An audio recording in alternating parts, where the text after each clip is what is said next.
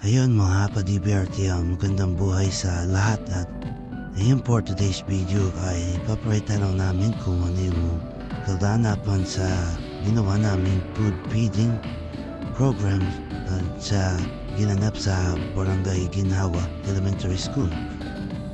So ayan, ito yung mga napamili namin kasangkapan para sa mga lulutuin namin pagkain.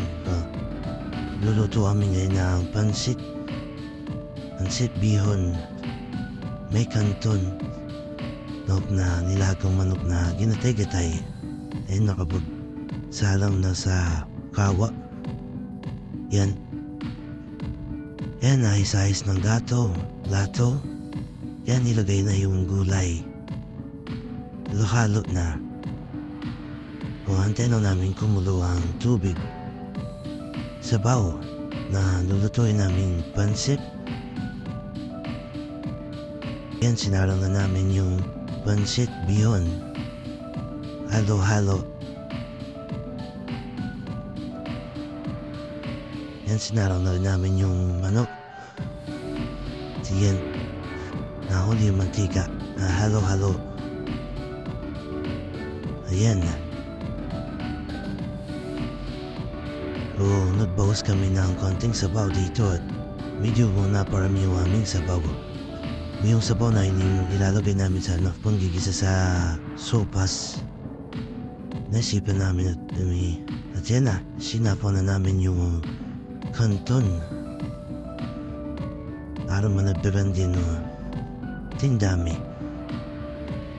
Ayan, lang, ayan si Gwapong Bagsik, Limwel Maceda, katulong namin yung pagluluto. Mukhang ubad pa. Yan, halo. Yan, tinikman ang lasa.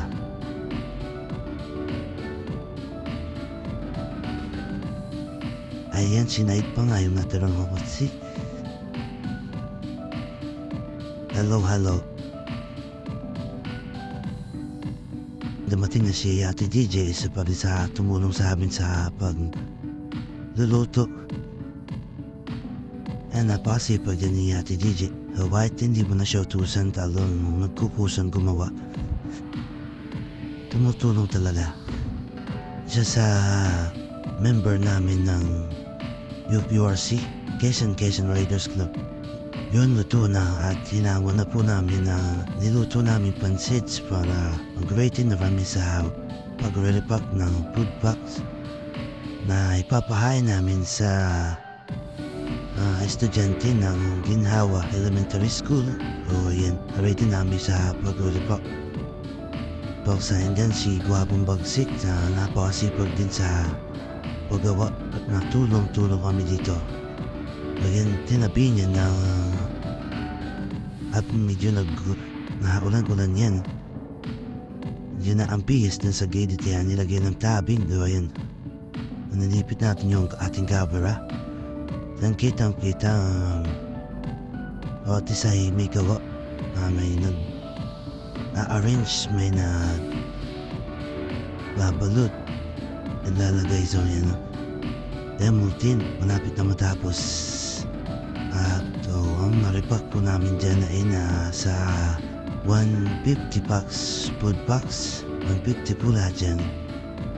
Ang estimated na binigay sa amin na school ay 130 packs lang. So pinasobrahan namin ng 20 pieces para in case na magkulang ay may pambigay kami. Dahil nandito na kami sa bahay at pagkatapos maluto yung aming nilutong pansit ay sopas naman yung lulutuin namin. Nandyan sa namin niluto yung sopas sa shilin. At yan nagtitimpla ng juice. Milo yung tinitibla para sa pantulak ng mga bata sa pagkain. At yan, halo. Antay na maluto yung sopas at nang halis na papuntang Ginhawa. Yan. O isang galon na tubigan ng tinimpla namin Milo para sa mga inumin ng mga bata, mga estudyante na Barangay Ginhawa Elementary School. Tena, inilagay na namin sa plangga na itong aming naripak na food pack para sa adali namin sa Ginhawa.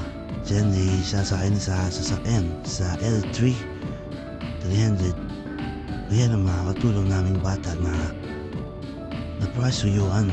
Kasama rin namin yan sa pupunta ng Ginhawa. Si Luloy, Najian si si Joker, anak ni Batching. Yun, tumong narisi ba dong. At yun, nandito na nga kami sa Barangay Ginhawa at hanggang dito na lang po muna ang video natin for today at abangan nyo lang po sa part 2 ng video na to ang pamimigay po namin ng food pack sa mga estudyante ng Ginhawa Elementary School. Yun lang po at maraming salamat po sa inyong panonood. Thank you, mabuhay po ay lahat.